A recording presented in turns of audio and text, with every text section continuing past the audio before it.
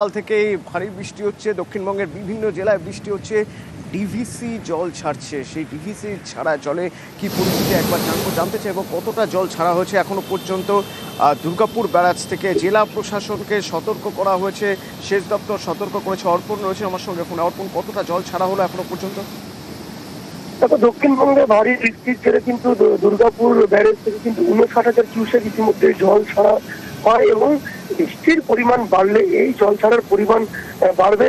ইতিমধ্যেই কিন্তু নিম্নতম দামোদরের এলাকাগুলিতে প্রশাসনের তরফ থেকে সতর্কতা জারি করা হয়েছে, কারণ যেভাবে দক্ষিণবঙ্গে বৃষ্টি বাড়ছে সেই কারণেই দুর্গাপুর ব্যারেজ থেকে জল ছাড়া হচ্ছে এবং 59,000 কিউসেক ইতিমধ্যে জল ছাড়া হয় এবং এই জল ছাড়ার পরিমাণ আরো বাড়বে এমনটাই জানা যাচ্ছে। যদিও প্রশাসনের তরফ থেকে সতর্কতা জারি রাখা হয়েছে, বাঁকুড়া এবং পশ্চিম বর্ধমান দুই জেলার প্রশাসনের তরফ থেকে সতর্ক জারি করা হয়েছে এবং ব্যারেজে লাগোয়া যে দুটি ক্যানেল রয়েছে সেই ক্যানেলেও জল ছাড়া হচ্ছে। ধন্যবাদ।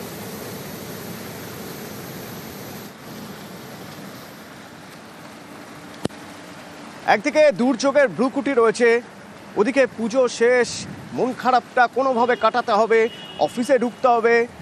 তার আগে যদি একটু এই ঝোড়ো হাওয়ার মধ্যে, বৃষ্টির মধ্যেই সি বিচে ঘুরে আসা যায়। প্রচুর মানুষ চলে গেছেন দীঘায়।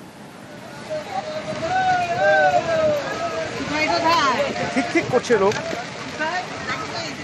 এখন উইকেন্ড শুরু হচ্ছে, তার উপর পুজো শেষ।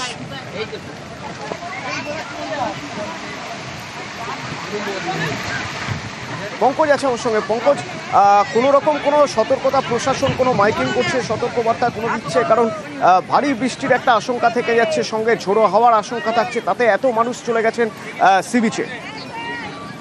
দেখো, একেবারে যে পুজোর মৌসুম, পুজোর শেষ তাই তারপরেই কিন্তু যেখানে পর্যটন শহর দীঘা, সৈকত শহর দীঘা একেবারে উপচে পড়া সকাল থেকেই। কারণ যে পুজোর শেষে পর্যটকেরা তারা কিন্তু হোটেলমুখী, যেখানে দীঘা সৈকত সুন্দরী দীঘা দেখার জন্য, উপভোগ করার জন্য এসেছেন সকাল থেকে। একদিকে যখন দুর্যোগপূর্ণ আবহাওয়া এবং উত্তাল রয়েছে সমুদ্র, সেক্ষেত্রে জোয়ারের সময় কিন্তু প্রশাসনের তরফ থেকে বিশেষ করে মাইকিং করা হচ্ছে। জোয়ারের সময় পর্যটনরা যাতে সমুদ্রে স্নান না করতে পারে তার জন্য বিশেষ সতর্ক জারি রেখেছেন প্রশাসন এক্ষেত্রে। এবং যেখানে ঝড়ো হাওয়াও বইছে এবং বৃষ্টি, তার মধ্যে কিন্তু উপচে পড়া পর্যটক, যেখানে তারা ছাতা মাথায়, কেউ গার্ডওয়ালে বসে উপভোগ করছে মনোরম দৃশ্য, আবার কেউ সমুদ্রে নেমে স্নান করছে।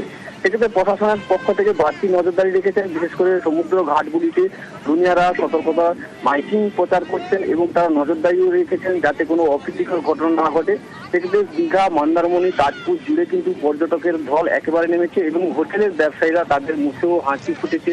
কারণ পুজোর মৌসুমে কিন্তু পর্যটক যেখানে শূন্য ছিল সৈকত শহর দীঘায়, পুজোর শেষের মুহূর্তে একাদশী, আজকে একাদশী কিন্তু পর্যটকের ভিড় যথেষ্টই রয়েছে এবং উপচে পড়া ভিড় সেই পর্যটকদের মনোরম দৃশ্য দেখছে সমুদ্র সৈকত।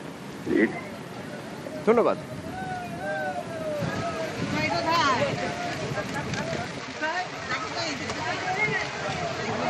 এর গাড়ি চলে যায়।